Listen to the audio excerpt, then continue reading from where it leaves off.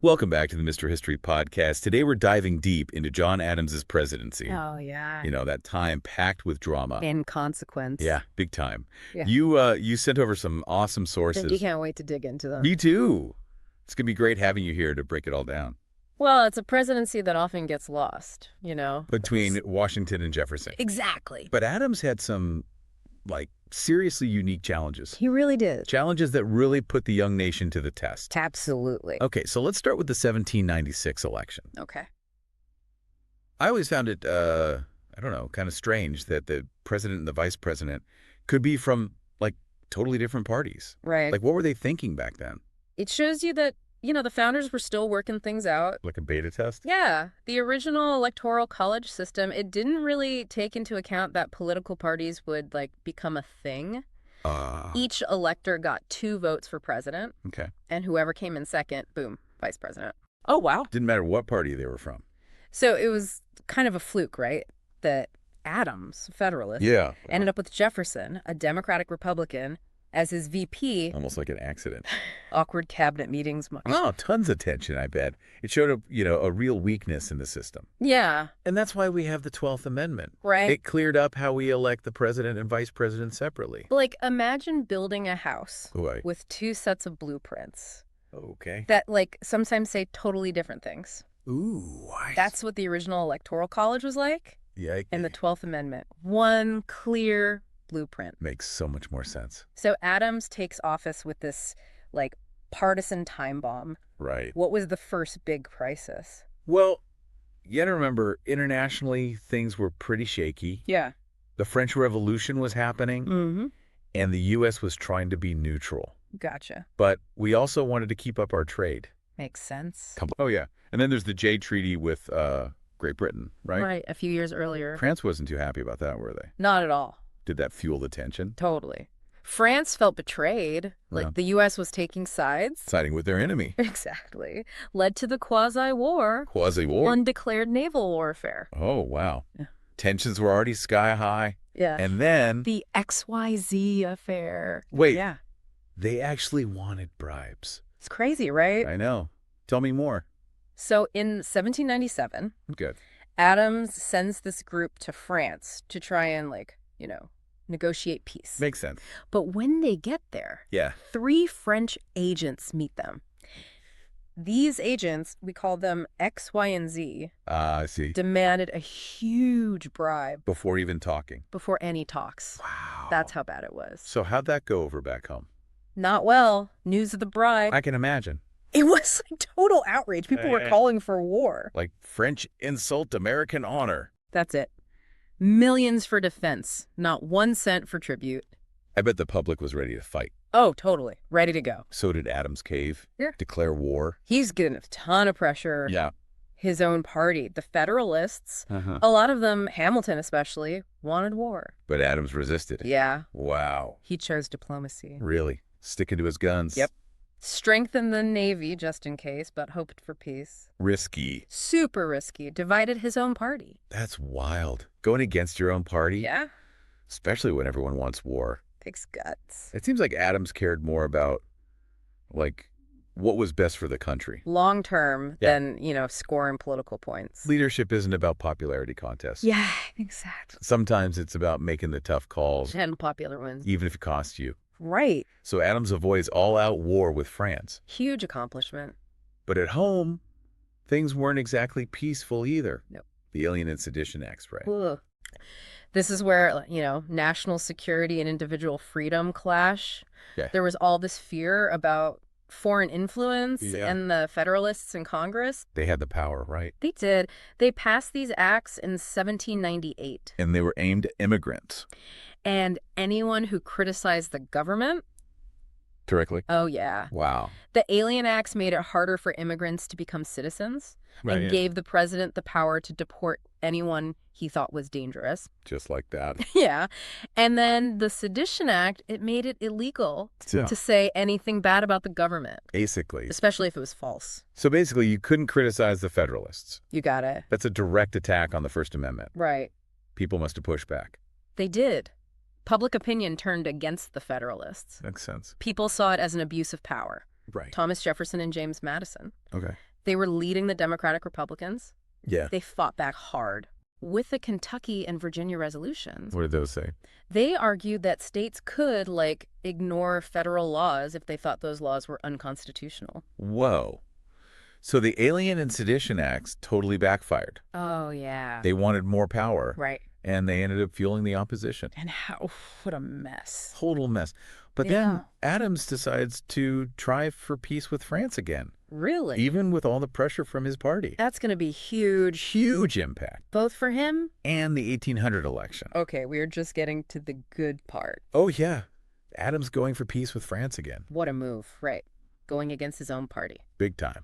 Could have really ticked off voters who wanted to, like, get tough with France. Oh, yeah. Let's unpack this a little. Okay. What were the arguments, you know? For and against peace. Yeah. Well, the people who were pro-peace, Adams included. of course, they argued that another war, especially so soon after the revolution, would be, Yeah, for the new nation. They believed in diplomacy. even if it was hard, Exactly. But those who opposed the treaty, mainly his own party, right, the Federalists, they felt like it made the U.S. look weak. on the world stage. Totally. And they didn't think the treaty really addressed all the problems with France. So they thought it was kind of like a slap on the wrist. Pretty much. And some of them, Hamilton, for example, thought Adams was, like, too friendly with the French. Too soft. Yeah. So Adams sends someone to France in 1800, Right. and they end up with this treaty, End the Quasi-War. normalize relations. Yep. Sounds like a win. On the surface. But you said it wasn't popular. Right. Why not? Well, it stopped the war, Sure. but it meant compromises. Okay. And a lot of Americans weren't happy about that. They felt like the U.S. gave up too much. Yeah, they thought we should have been tougher. So weird, right? Avoiding war should be a good thing, You'd think. but people saw it differently. Perception is everything. What was the political fallout? Oh, it was huge. It split the Federalist Party even more, Oh, no. which made Adams look bad. Going into the election. Yeah, and it gave his opponents, the Democratic Republicans, something to attack him with. Poor Adams. Yeah. Tried to do the right thing. Yeah. And it backfired. It really shows the challenges of leadership. Yeah, you can't please everyone. And sometimes the best choices Have consequences. that you don't expect. So we've got international drama, fights at home, Yep. the Alien and Sedition Acts, the peace treaty that no one liked. Right. Did all of this affect the 1800 election? Big time. The Alien and Sedition Acts gave the Democratic Republicans a rallying cry. Okay. They campaigned against them harder. Like, these laws are a threat to freedom. Exactly. And then the peace treaty. Yeah. They spun that as Adams surrendering to France. It sounds like the Federalists were, like, sinking. They were losing support. Their policies had made people mad And then the infighting. about the peace treaty. It just made it worse. It was the perfect storm for, a big change. And the change away With from... Thomas Jefferson winning the election. No way. Adams' own vice president? The ultimate power shift. Must have been brutal for Adams. Losing to your rival. Yeah. Tough break.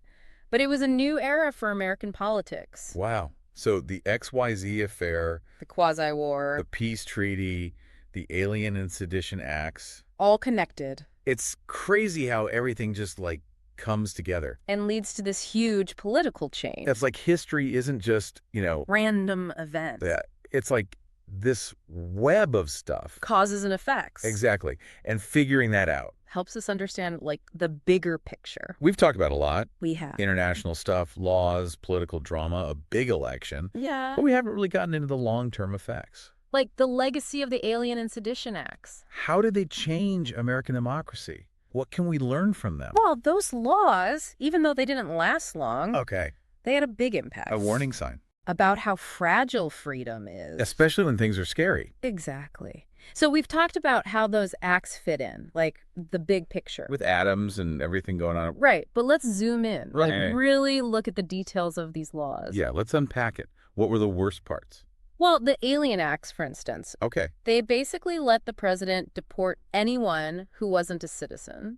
Anyone. Pretty much. If they were seen as dangerous. Dangerous to who? What does that even mean? Exactly. It was super vague, So the government could just target anyone they didn't like. based on their beliefs, where they came from. Scary. Imagine getting kicked out just for speaking your mind. That's what it boils down to, right? It goes against everything America stands for. Freedom of speech, gone. And then there's the Sedition Acts, making it a crime to, write bad stuff about the government. False, scandalous, and malicious writing. So basically, you couldn't criticize them. Especially the Federalists. But wait, wasn't America, founded on debate? Yeah. On sharing ideas? That's the irony, isn't it? How could they make it illegal to disagree? Well, the Federalists said it was about, national security. Right. War was a possibility. Right. And they said dissent would, weaken the country. So my country, right or wrong? And if you disagree... You're the enemy. Basically. Dangerous precedent. Super dangerous. So it wasn't just about silencing people. It was about control. The Federalists were losing power. Right. And the Democratic Republicans, they had different ideas. About individual freedom, states' rights. Yeah, and the Federalists, they wanted a strong central government. So they used these laws to, protect their vision of America. And shut down anyone who challenged it. It's like power struggles never really change, do they? Nope. The Alien and Sedition Acts show what happens when those in power get scared. And they try to silence everyone else. It reminds us that the fight for freedom... It never ends. We always have to be on guard.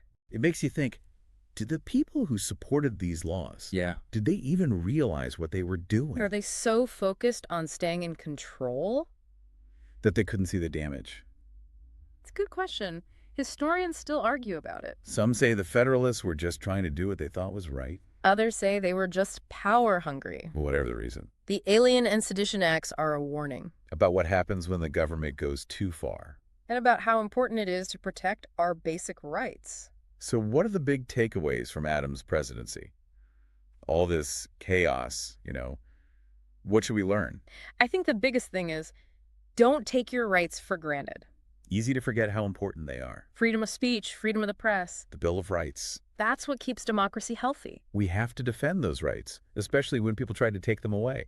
And history shows what can happen. When people in charge try to silence everyone who disagrees with them. The Alien and Sedition Acts, they went away eventually. But they show how easily freedom can be chipped away. Little by little. All in the name of, security or keeping things stable. It's our job to see those threats. And fight back. That's how we keep democracy strong. So John Adams. Yeah.